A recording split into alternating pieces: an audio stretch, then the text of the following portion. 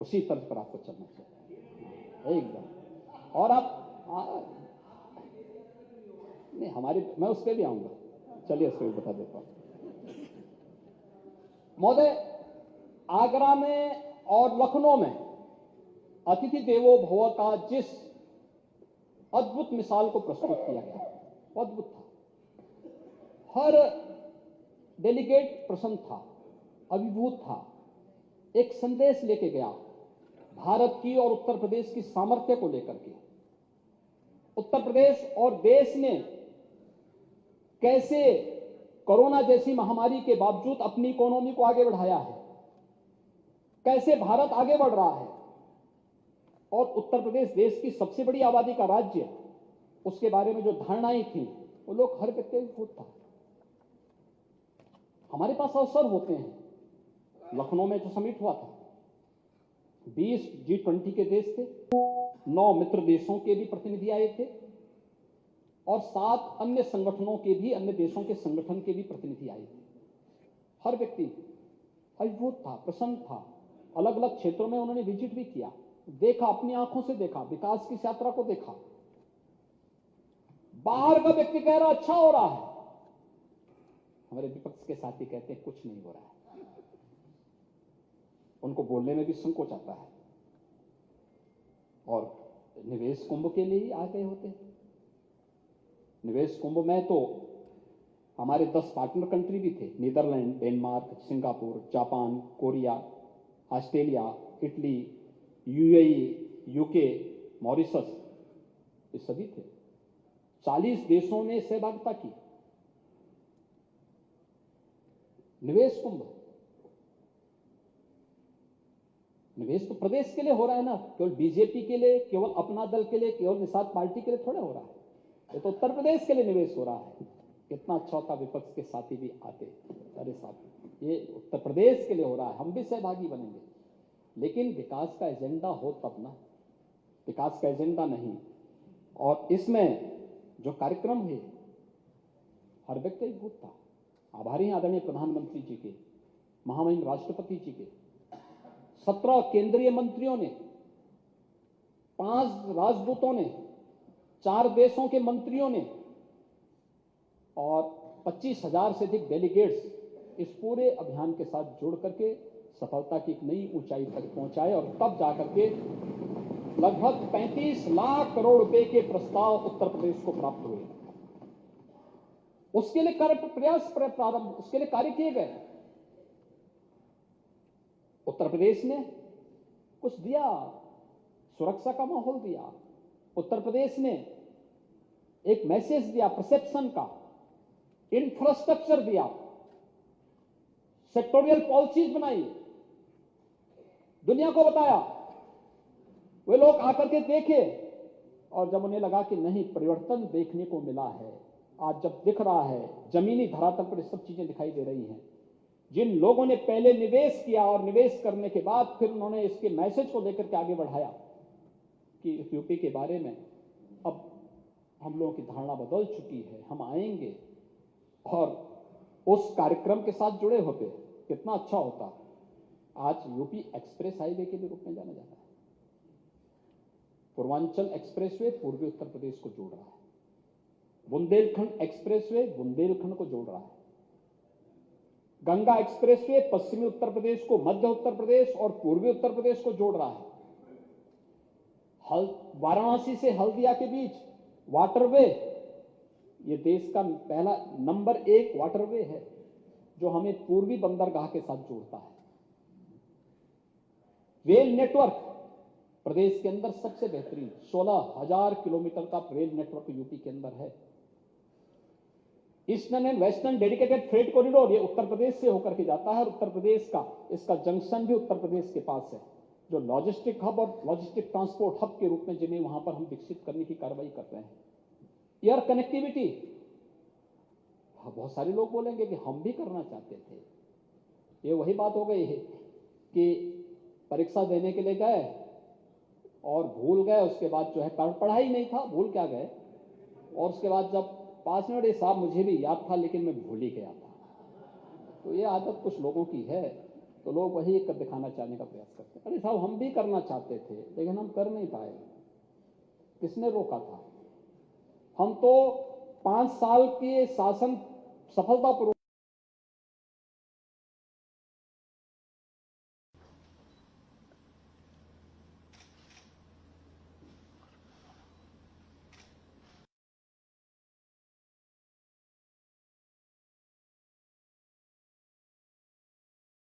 चलाने के बाद बिना रुके, बिना डिगे, बिना झुके सरकार चली हो और फिर थम्बिंग मेजोरिटी के साथ फिर से जनता जनार्दन का आशीर्वाद पाकर के वापस आ रही हो, यह एक उदाहरण। और निवेश अपने आप में इतना भारी निवेश, ये पॉलिटिकल क्रेडिबिलिटी का सबसे अच्छा उदाहरण हो सकता है। मुझे लगता है नेता प्रतिपक्ष इसको समझने का प्रयास करेंगे तो अच्छा होगा। महोदय, इंटर स्टेट कनेक्टिविटी, आज हम मित्र राष्ट्र नेपाल के साथ हमारी जो सीमा जुड़ी है 4 लेन की कनेक्टिविटी के साथ जुड़ रहे हैं। बिहार, झारखंड, छत्तीसगढ़, मध्य प्रदेश, राजस्थान, हरियाणा, उत्तराखंड, दिल्ली, ये जो भी हमारी कनेक्टिविटी है 4 लेन की कनेक्टिविटी हो रही है। दिल्ली से मेरठ की दूरी 3 से 4 घंटे लगते थे, आज 12 लेन का एक्सप्रेस हाईवे बन गया। मात्र 45 मिनट में आप इस दूरी को पूरा कर सकते हैं। एयर कनेक्टिविटी, हर जिला मुख्यालय को 4 लेन के साथ तो पहले जोड़ा ही जा रहा है। बेहतरीन सड़कों का निर्माण कार्य हो रहा है, ब्रिजेज बन रहे हैं, फ्लाईओवर बन रहे हैं, युद्ध स्तर पर इन कार्यक्रमों को आगे बढ़ाया जा रहा है। एयर कनेक्टिविटी, आज देश के अंदर यूपी की एयर कनेक्टिविटी बेहतर हो रही है। आजमगढ़ में नेता विरोधी दल वहां से माननीय सांसद के रूप में रहे हैं, कुछ दे नहीं पाए। हम तो आजमगढ़ के बीच से पूर्वांचल एक्सप्रेस वे भी निकाल दिए, वहां पे महाराज सुहेल देव के नाम पर विश्वविद्यालय का निर्माण भी कर दिए हैं और एयरपोर्ट की सौगात भी आजमगढ़ वासियों को दे रहे हैं। पहले से थे तो चलाया क्यों नहीं तो जान ही रहे। अब आप देखिए, ट्रक को अगर जहाज बना रहे हैं तो मैं नहीं मान सकता, क्योंकि आप समाजवादियों का कोई भरोसा नहीं है कि अब आप भैंस को गाय बना लेते हैं तो हम क्या कर सकते हैं, ठीक है ना। तो इसलिए जो है आप बड़े अजीब से वो है ना, इसलिए महोदय हम तो वो भी काम कर रहे हैं। Air connectivity, Chitrakoot air connectivity के साथ जुड़ रहा है, सोनभद्र एयर कनेक्टिविटी के साथ जुड़ रहा है, ललितपुर के लिए एयर कनेक्टिविटी की तैयारी की जा रही है, अलीगढ़ को, मुरादाबाद को, सहारनपुर को, हमने तो मेरठ के लिए भी एनओसी मांगी है। ये सभी एयरपोर्ट जब एक बात चलेंगे, उत्तर प्रदेश के पास आने वाले समय में 5 इंटरनेशनल एयरपोर्ट होंगे। अगले 1-1.5 वर्ष के अंदर आप देखना, 5 इंटरनेशनल एयरपोर्ट और 21 एयरपोर्ट, डोमेस्टिक एयरपोर्ट को मिलाकर के कुल 21 एयरपोर्ट उत्तर प्रदेश के अंदर होंगे। 17 के पहले क्या था? 17 के पहले केवल 2 एयरपोर्ट क्रियाशील थे, लखनऊ और वाराणसी। और आज प्रदेश के अंदर 80 गंतव्यों के साथ सभी 9 एयरपोर्ट हमारे पूरी तरह क्रियाशील हैं। 9 एयरपोर्ट, गोरखपुर भी है, आंशिक एक फ्लाइट कभी कभी आ जाती थी, पूरी तरह नहीं था, लेकिन आज ही सब हुआ, आज चल रहा है, हम लोग कार्य भी कर रहे हैं। डबल इंजन सरकार का लाभ प्रदेश की जनता को मिल रहा है, आवागमन सरल हुआ है, सहज हुआ है, लोगों को आसानी से इसकी सुविधा का लाभ मिल रहा है। हम लोग उन चीजों को आगे बढ़ाने का कार्य कर रहे हैं। प्रदेश के अंदर बेहतर कनेक्टिविटी का लाभ आज जब निवेशकों को प्राप्त हुआ है, हर निवेशक आज इस चीज को स्वीकार करता है कि हां, उत्तर प्रदेश अच्छा इंफ्रास्ट्रक्चर दे रहा है, लैंड बैंक दे रहा है, टेक्नोलॉजी के साथ जोड़ करके उत्तर प्रदेश ने सिंगल विंडो का निवेश मित्र पोर्टल हो, चाहे एमओयू के लिए निवेश सारथी के रूप में अपना पोर्टल दिया हो, चाहे ऑनलाइन इंसेंटिव मैनेजमेंट सिस्टम को आगे बढ़ाने का कार्य किया हो, ये सभी कार्य आज उत्तर प्रदेश के अंदर चल रहे हैं। हर व्यक्ति आज आकर के उत्तर प्रदेश में निवेश करना चाहता है। उत्तर प्रदेश निवेश के एक बेहतरीन गंतव्य के रूप में आगे बढ़ रहा है और आदरणीय प्रधानमंत्री जी की मंशा के अनुरूप देश की इकोनॉमी के ग्रोथ इंजन के रूप में उत्तर प्रदेश आगे बढ़ रहा है। तो हर उत्तर प्रदेश के लिए यह गौरव की बात होनी चाहिए और हम उस दिशा में आगे बढ़ाने का कार्य भी कर रहे हैं। महोदय, उत्तर प्रदेश के अंदर विश्वकर्मा श्रम सम्मान योजना, ये विश्वकर्मा श्रम सम्मान जो हमारे हस्तशिल्पी थे, कारीगर थे, कोई पूछता नहीं था उन बेचारों को। आज तो सरकार ने उनको प्रशिक्षण भी देना शुरू किया, मानदेय भी देना शुरू किया। प्रशिक्षण और मानदेय के साथ साथ उन्हें आज जिस योजना के साथ जोड़ा है, टूल किट, बैंकों के साथ जोड़ना, बैंक के ऋण में सब्सिडी देना, ये सभी कार्य चल रहे हैं और बड़े पैमाने पर यहां पर उत्तर प्रदेश के अंदर हम लोगों ने अब तक वन डिस्ट्रिक्ट वन प्रोडक्ट में 83,473 से अधिक हस्तशिल्पियों को न केवल प्रशिक्षण दिया है बल्कि उन्हें उससे संबंधित टूल किट भी उपलब्ध करवाए हैं और 1,73,000 से अधिक लाभार्थियों को अब तक हम लोगों ने प्रशिक्षण के साथ साथ टूल किट उपलब्ध कराने और बैंकों के साथ जोड़ने का कार्य भी प्रदेश के अंदर सफलतापूर्वक आगे बढ़ा है। मुख्यमंत्री युवा स्वरोजगार योजना के अंतर्गत भी 1,37,000 से अधिक लोगों को रोजगार के साथ उसके माध्यम से जोड़ने का कार्य हुआ है और प्रदेश के अंदर कौशल विकास मिशन के अंतर्गत 4,88,000 से अधिक यूथ को प्रदेश के अंदर रोजगार के साथ जोड़ने के कार्य, उसमें सेवायोजित करने का कार्य भी किया गया है। प्रधानमंत्री रोजगार सृजन योजना के अंतर्गत भी प्रदेश के अंदर 17,559 इकाइयों में 1,96,000 से अधिक लोगों को वहां पर रोजगार की सुविधा उपलब्ध करवाने का कार्य भी किया गया है।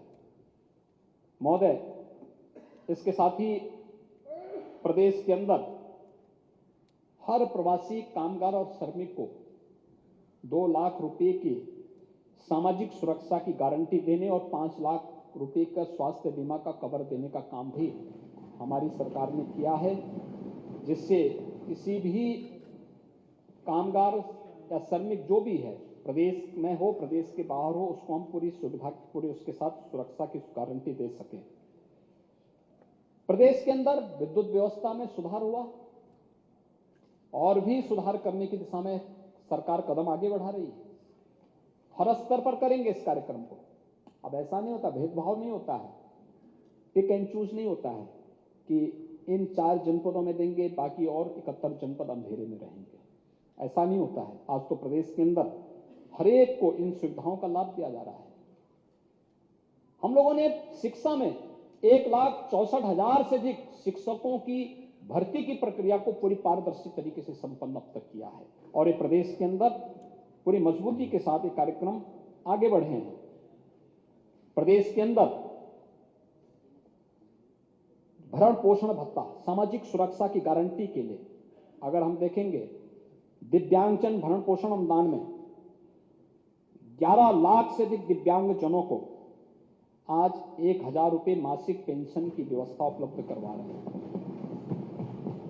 महोदय, पहले पेंशन केवल 300 रुपए मिलती थी, फिर इसको हमारी सरकार ने 500 किया और आज हम इसको 1,000 रुपए यानी 12,000 रुपया सालाना हर एक दिव्यांगजन को उपलब्ध करवा रहे हैं। कुष्ठावस्था पेंशन 3,000 रुपए मासिक उपलब्ध कराई जा रही है। इसके अलावा प्रदेश के अंदर निराश्रित महिला पेंशन, इसमें 2016-17 में 16 तक महोदय ये संख्या मात्र 17,31,000 थी आज निराश्रित महिला पेंशन में 15,31,000 नए लाभार्थी जोड़े गए, यानी अब 32,62,000 निराश्रित महिलाओं को 12,000 रुपये सालाना पेंशन की सुविधा सरकार उपलब्ध करवा रही है। हाँ, लोकतंत्र सेनानी का भी पेंशन हमने बढ़ाया है, अच्छे बढ़ाया है। अरे आप देखिए, 15,000 से 20,000 रुपये किया गया है। देखिए, आप लोग तो इतना पैसा कमाए होंगे कि आप लोग अपना अकाउंट ही चेक नहीं करते होंगे। इसलिए मैं कह रहा हूं, इतना पैसा कमा चुके हैं, अरे रविदास जी, कभी अकाउंट चेक नहीं करते होंगे। कभी एक बार देखिए ना, 5,000 रुपये हमारी सरकार ने बढ़ाया था, रविदास हमारी जी, सरकार ने बढ़ाया। रविदास जी बैठो। रविदास जी को तनख्वाह मिल रही है, ओह, पेंशन के लोकतंत्र की रक्षा तो यही पक्ष कर भी पाएगा। लेकिन भूले भटके आप जैसे कुछ लोग जो अभी भी समाजवाद की कुछ विरासत लेकर के, थोड़ा बहुत लेकर के चल रहे हैं, उनको छोड़ दें तो बाकी लोग तो समाजवाद के नाम पे परिवारवाद पे उतर आए हैं। महोदय, प्रधानमंत्री किसान सम्मान निधि, प्रदेश में कृषि विकास दर बढ़ी है। उत्तर प्रदेश की एक बड़ी उपलब्धि होगी, और उत्तर प्रदेश जो अनंत संभावना को, जो असीम संभावना वाला राज्य है, उसमें मैं बार बार कहता हूं कि बेहतर कनेक्टिविटी यूपी के अंदर, एमएसएमई का बेस, यूथ पावर, सबसे युवा और स्किल मैन पावर हमारे पास है। और प्रदेश के अंदर एग्रीकल्चर और जल संसाधन की जो संभावना है, इन सब को अगर देखेंगे, थोड़ा प्रयास सब लोग मिलकर के करेंगे, यूपी की इकोनॉमी को $1 ट्रिलियन की इकोनॉमी बनने में कोई देर नहीं लगती, कोई देर नहीं लगती।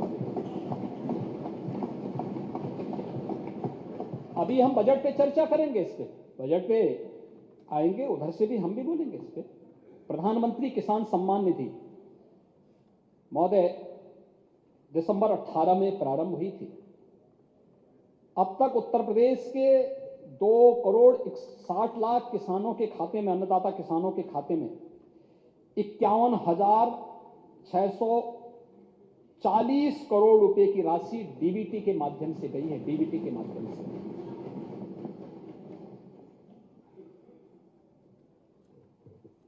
यह वर्ष इंटरनेशनल मिलेट ईयर है, और मिलेट ईयर के नाम पर जो मोटा अनाज है, बाजरा है, ज्वार है, रागी है, कोदो है, जौ है, ये सभी को प्रोत्साहित करने के लिए आदरणीय प्रधानमंत्री जी ने नाम दिया है श्री अन्न के रूप में, श्री अन्न के रूप में इसे प्रोत्साहित करने के लिए। और संभवतः कल पूरे सदन को आपके द्वारा भी दोपहर भोज में बुलाया गया है। मुझे लगता है कि जो मैंने सुना है कि आप मिलेट का ही उसमें जो है मेनू देने जा रहे हैं।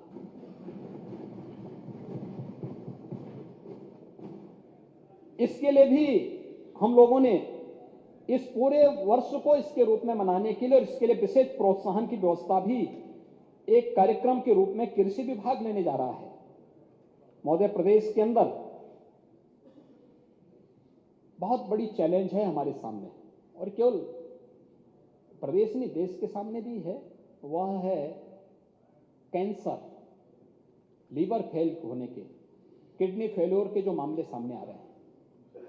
इसका एक कारण है फर्टिलाइजर, केमिकल, पेस्टिसाइड।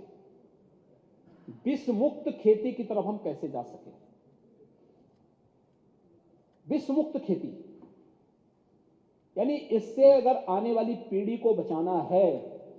देखिए, हम सब जानते हैं कि देश का एक राज्य जिसने केमिकल, फर्टिलाइजर और पेस्टिसाइड में देश के अंदर हरित क्रांति में बड़ा योगदान दिया था, उस राज्य में एक ट्रेन ही कैंसर ट्रेन के रूप में चलती है। और ये स्थिति धीरे धीरे करके अभी आदरणीय प्रधानमंत्री जी के अनुकंपा से वाराणसी में काशी हिंदू विश्वविद्यालय के कैंपस में महामना पंडित मदन मोहन मालवीय जी के नाम पर एक कैंसर संस्थान टाटा ट्रस्ट के सहयोग से बना। मेरी एक दिन उनके साथ बातचीत हो रही थी। मैं 4 वर्ष के दौरान 21,000 से अधिक कैंसर के रोगी वहां पर आए और उन रोगियों का उपचार की कार्रवाई वहां पर संपन्न हुई। एक चैलेंज है हम सबके सामने, और वर्तमान और भावी पीढ़ी को अगर बचाना है तो इसके लिए गौ आधारित खेती एकमात्र आधार है। गौ आधारित खेती, गाय भी बचेगी, आस्था का भी सम्मान होगा और विष मुक्त खेती के माध्यम से हम अन्नदाता किसान को ज्यादा दाम भी दे पाएंगे। सरकार उसके लिए कदम बढ़ा चुकी है। हमारी सरकार ने तय किया है कि गंगा के किनारे तटवर्ती 27 जनपदों में, बुंदेलखंड में हम गौ आधारित प्राकृतिक खेती को बढ़ावा देने का कार्य करेंगे और उसके लिए वहां पे हम लोग किसान अन्नदाता किसानों को सपोर्ट करेंगे, सहयोग करेंगे, सब्सिडी भी देंगे। इसके लिए क्लस्टर बनाए गए हैं गौ आधारित खेती के लिए, जिसमें 1714 क्लस्टर बनाए जा चुके हैं और इसके लिए सरकार उन्हें प्रोत्साहित कर रही है।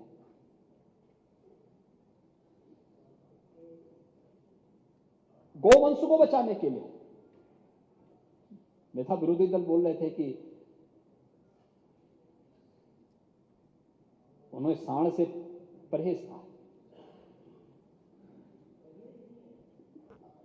अब परहेज ही था, लेकिन कह रहे थे कि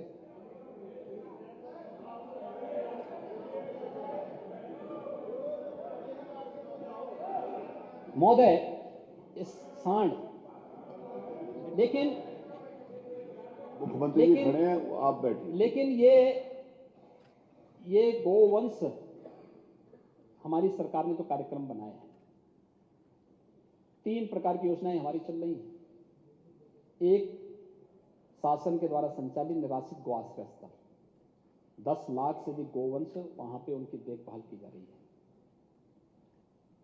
दूसरा, कोई भी अन्नदाता किसान जो अपने घर में रख करके 4 गोवंश की देखभाल करेगा, 4 गोवंश तक अनुमन्य है, उन्हें हम 900 रुपये प्रति गोवंश हर महीने देंगे। लगभग 1.5 लाख के आसपास किसान इसके साथ जुड़े हैं और 900 रुपये हर महीने दे रहे हैं। तीसरा, कुपोषित परिवार, निराश्रित गौ आश्रय स्थल से ब्याही हुई एक गाय उस कुपोषित परिवार को दी जा रही है। जिस परिवार में मां या बच्चा कोई कुपोषित है या दोनों कुपोषित हैं, गाय और 900 रुपये हर महीने उन्हें उपलब्ध करवाने का काम किया जा रहा है।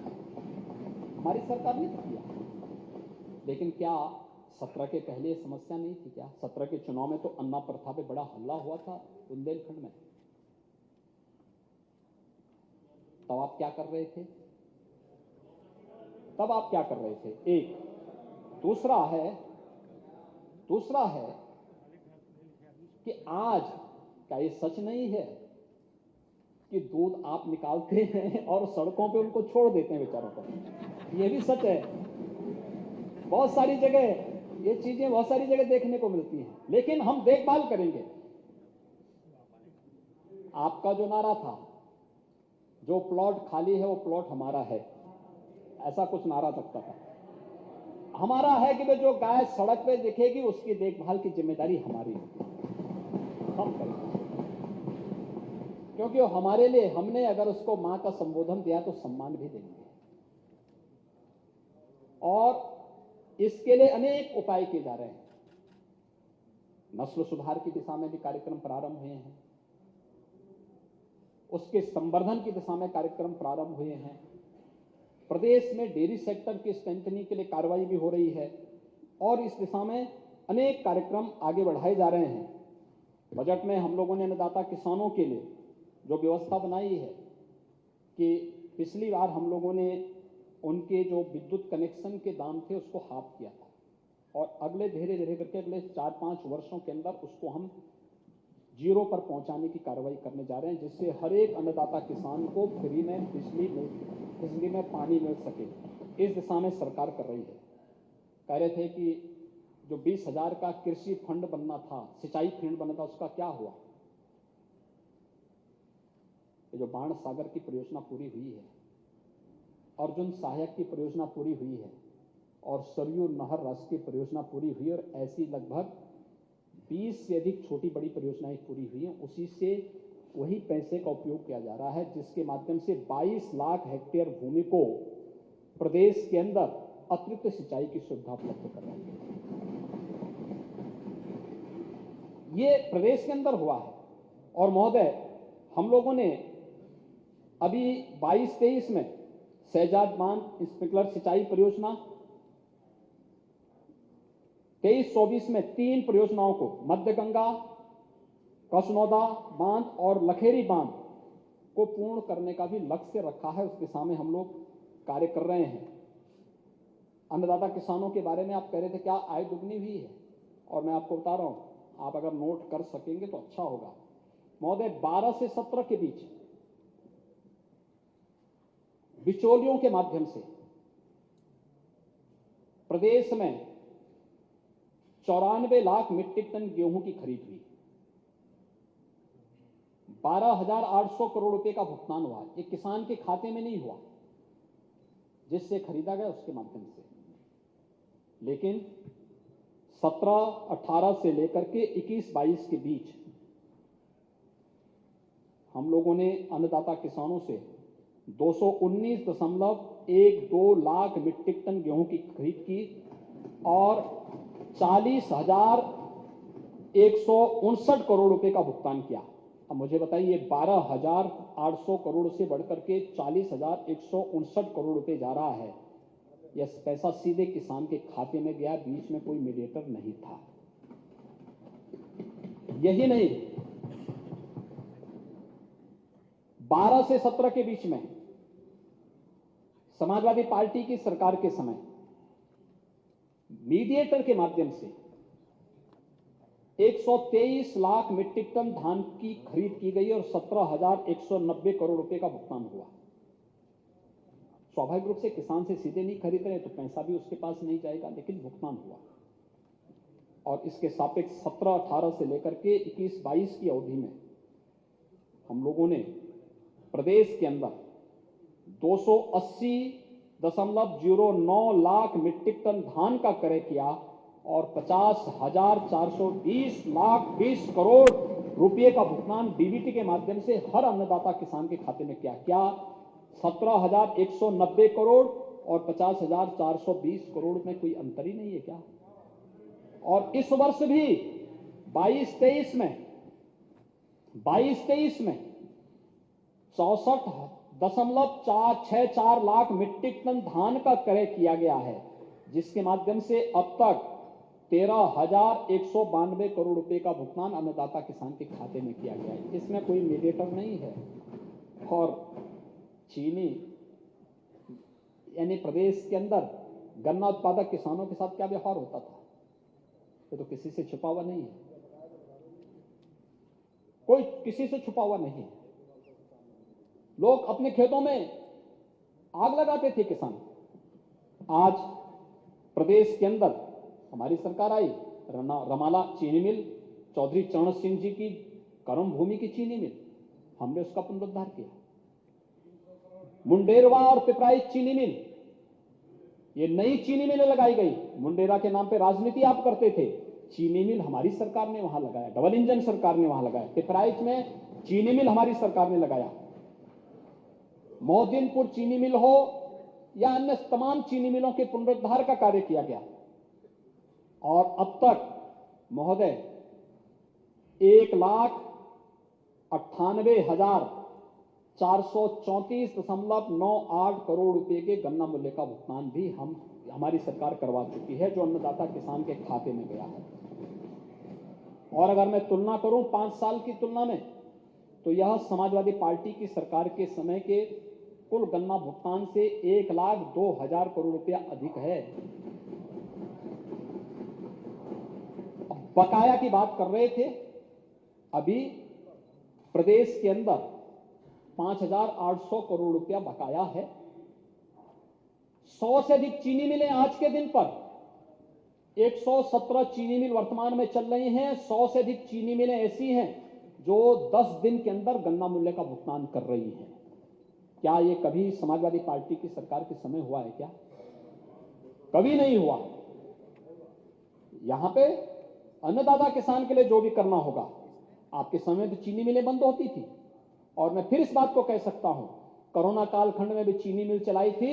जब तक अन्नदाता किसान के खेत में गन्ना होगा तब तक चीनी मिलें प्रदेश के अंदर चलेंगी।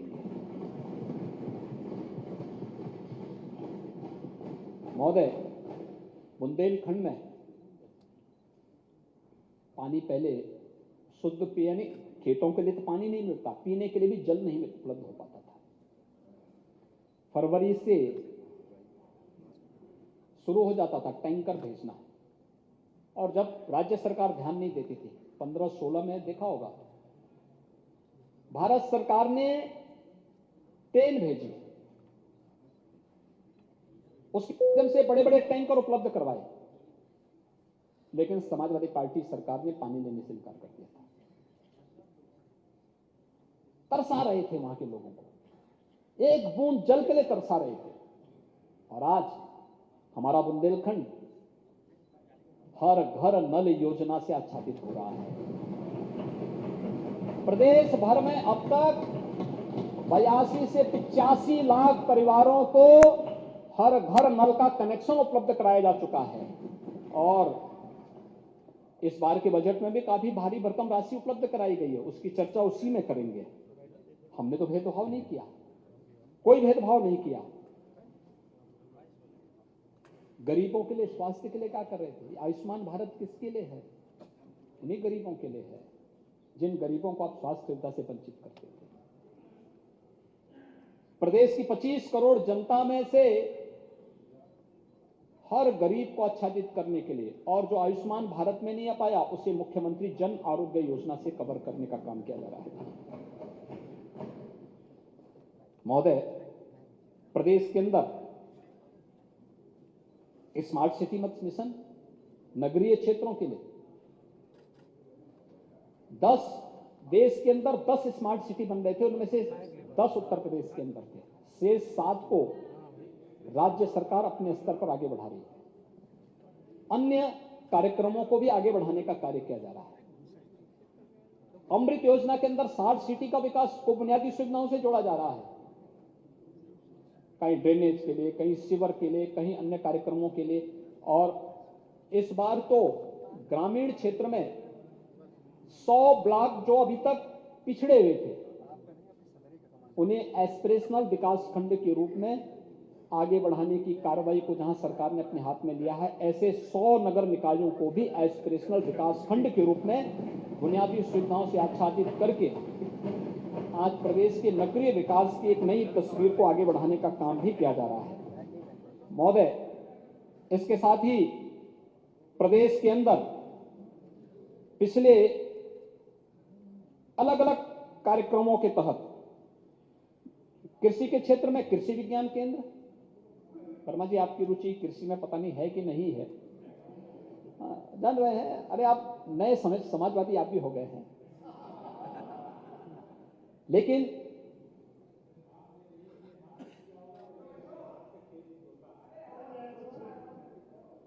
जोता होगा ना अपने लिए, प्रदेश के लिए नहीं।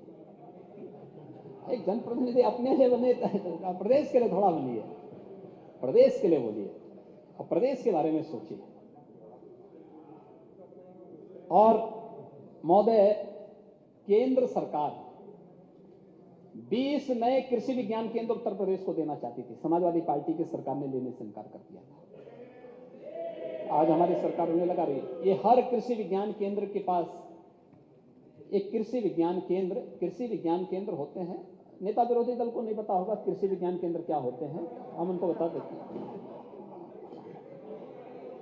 हर कृषि विज्ञान केंद्र के पास भारत सरकार के खर्चे से 6 से 8 तक कृषि वैज्ञानिक होते हैं, अलग अलग फील्ड के, एग्रीकल्चर के, हॉर्टिकल्चर के, बागवानी के, आपके वेटनरी साइंस से जुड़े हुए, अलग अलग फील्ड से जुड़े हुए विशेषज्ञ होते हैं और पूरा जो भी खर्चा होता है भारत सरकार उठाती है। राज्य सरकार को केवल लैंड देनी थी, लेकिन लैंड नहीं दी। हमारी सरकार आई, हमने लिया और आज वे सभी, आज प्रदेश के अंदर 89 कृषि विज्ञान केंद्र हैं और वे सभी प्रदेश के अंदर किसानों को अच्छी तकनीक के साथ जोड़ने में अपना योगदान दे रहे हैं। प्रदेश को आगे बढ़ाने का कार्य किया जा रहा है। प्रदेश में तमाम अन्य तकनीकी विषयों से आगे बढ़ाने का कार्य हो रहा है और महोदय, इसके साथ ही हम लोगों ने तय किया है अभी एक फैमिली आईडी कार्ड जारी करने के लिए भी इस बार के बजट में पैसे की व्यवस्था की जा रही है। फैमिली आईडी कार्ड, हर परिवार के पास अपना एक कार्ड होगा, पता होगा इसमें कौन सी योजनाएं इन्हें मिल गई हैं, किन योजनाओं को इन्हें अब तक नहीं उपलब्ध कराया गया। और जो भी गरीब, जो भी वंचित, जो भी पिछड़ा, कोई भी गरीब व्यक्ति हो जो जिन योजनाओं से वंचित होगा, 100% सिचुएशन की तरफ उसे बढ़ाना है। Family I card Uttar Pradesh में बहुत शीघ्र सरकार लेके आने वाली है। हमने 3 नए विश्वविद्यालय और दिए हैं, 4 विश्वविद्यालय दिए हैं। एक मां पाटेश्वरी के नाम पर, एक मां विंध्यवासिनी के नाम पर, एक मुरादाबाद के अंदर और एक महात्मा बुद्ध के नाम पर भी कृषि विश्वविद्यालय, और एक फार्मा के लिए भी विश्वविद्यालय स्तर का इंस्टीट्यूट बनाने के लिए भी हम कार्रवाई करने जा रहे हैं। 5 नए संस्थान हम प्रदेश के अंदर लेके आने वाले हैं। आगरा और वाराणसी में साइंस सिटी, लखनऊ के बगल में ही सीतापुर है। महोदय, भारत का पूरा वैदिक ज्ञान इसी सीतापुर में, नैमिषारण्य में लिपिबद्ध हुआ था। हर भारतवासी गौरव की अनुभूति करता है। दिया तले अंधेरा, हम भूल गए। आज वहां पर हमारी सरकार वैदिक विज्ञान केंद्र की स्थापना करने जा रही है। बजट का प्रावधान भी उसमें किया गया है। कृषक दुर्घटना बीमा योजना के लिए दायरा बढ़ाया गया है और उज्ज्वला योजना के जो लाभार्थी थे उनको भी 2 सिलेंडर होली और दीपावली के अवसर पर उपलब्ध करवाने के लिए 1,74,00,000 लाभार्थी हैं। उसके लिए बजट का प्रावधान हम लोगों ने कर दिया है। हाँ, बजट में बोलेंगे ना खन्ना जी, थोड़ा आप उस समय बोला करिए ना, थोड़ा आपको बैटिंग को समय करनी चाहिए थोड़ा कायदे से, और वह कार्य करे जा रहा है। और महोदय, दिव्य और भव्य कुंभ, दिव्य और भव्य कुंभ का आयोजन 2025 में ये प्रयागराज की धरती में होगा। प्रयागराज की धरती पे हम लोग इस कार्यक्रम को भव्यता के साथ करेंगे और मैं तो फिर चाहूंगा कि शुभ कार्य में सब लोग मिलकर के कार्य करें। देखिए, जनता जान रही है, जनता से कुछ नहीं छुपा हुआ है, कौन क्या कर रहा है, और इसलिए हम लोग प्रदेश के विकास के बारे में 25 करोड़ जनता के प्रति हमारी जवाबदेही है। सरकार की भी, इस सदन में बैठे हुए प्रत्येक मान्य सदस्य की भी 25 करोड़ जनता के हितों के बारे में, उनके कल्याण के बारे में, उनके रोजगार के बारे में, उसके उत्थान के बारे में, उसकी ईज ऑफ लिविंग के बारे में, उसके बेहतर भविष्य के बारे में। हम कोई भी अपनी जिम्मेदारी से उससे बाहर नहीं हो सकते हैं और इसलिए मुझे केवल यही अपील करनी है कि हम लोग इस दिशा में मिलकर के कार्य करेंगे तो अच्छा होगा। महामहिम राज्यपाल ने अपने भाषण के माध्यम से इन्हीं बिंदुओं की ओर सदन का ध्यान आकर्षित किया, उपलब्धियों के लिए भी और भावी योजनाओं के बारे में भी। मैं आभारी हूं आदरणीय राज्यपाल महोदय का कि उन्होंने कृपापूर्वक आकर के यहां पर इस सदन को समेत सदन को संबोधित किया, अपना मार्गदर्शन किया और शासन को अच्छे कार्य के लिए प्रोत्साहित करते हुए उत्तर प्रदेश को अच्छी दिशा में आगे बढ़ने के लिए अपनी इच्छा भी दी। और मैं इसके लिए अपने उन सभी माननीय सदस्यों का, महोदय 144 माननीय सदस्यों ने इस पूरी डिबेट में भाग लिया है।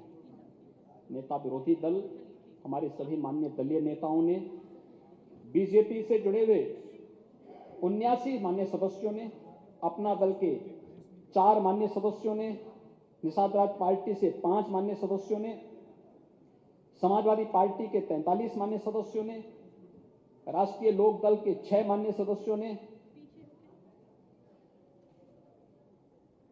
सुहेलदेव राजभर पार्टी के 4 माननीय सदस्यों ने, कांग्रेस कांग्रेस के एक सदस्य ने, जनसत्ता दल से 1 माननीय सदस्य ने, बीएसपी से 1 माननीय सदस्य ने, कुल मिलाकर के 144 माननीय सदस्यों ने इस पूरी चर्चा में भाग लिया। मैं इन सब के प्रति भी हृदय से धन्यवाद देता हूं। महामहिम राज्यपाल को आभार व्यक्त करता हूं और मैं तो सबसे अपील करूंगा कि हमें प्रदेश के बारे में सोचना चाहिए, उत्तर प्रदेश को आगे बढ़ाने की दिशा में प्रयास करना चाहिए। अटल जी की एक कविता मुझे याद आती है कि बाधाएं आती हैं आए, घिरे प्रलय की घोर घटाएं, पांवों के नीचे अंगारे, सिर पर बरसे यदि ज्वालाएं, निज हाथों से हंसते हंसते आग लगाकर जलना होगा, कदम मिलाकर के चलना होगा, कदम मिलाकर के चलना होगा। सरदेव अटल जी की इस कविता के साथ मैं सभी माननीय सदस्यों से अनुरोध करूंगा कि राज्यपाल संवैधानिक प्रमुख होता है। राज्यपाल संवैधानिक प्रमुख होने के नाते राज्यपाल जी के प्रति सम्मान का भाव व्यक्त करते हुए हमें अभिभाषण को एक स्वर से पारित करते हुए महामहिम राज्यपाल जी का आभार व्यक्त करना चाहिए, उनके मार्गदर्शन के लिए और उनके दिशा निर्देश के लिए। अध्यक्ष जी, आपने अवसर दिया, मैं इसके लिए आपका हृदय से आभारी हूं और मैं विश्वास व्यक्त करता हूं कि पूरा सदन महामहिम राज्यपाल के इस अभिभाषण को, जो माननीय सदस्य डॉक्टर नीलकंठ तिवारी जी ने प्रस्तुत किया है, इसको ध्वनिमत से पास करते हुए महामहिम राज्यपाल के प्रति अपना आभार व्यक्त करेगी। धन्यवाद। मैं श्री राज्यपाल द्वारा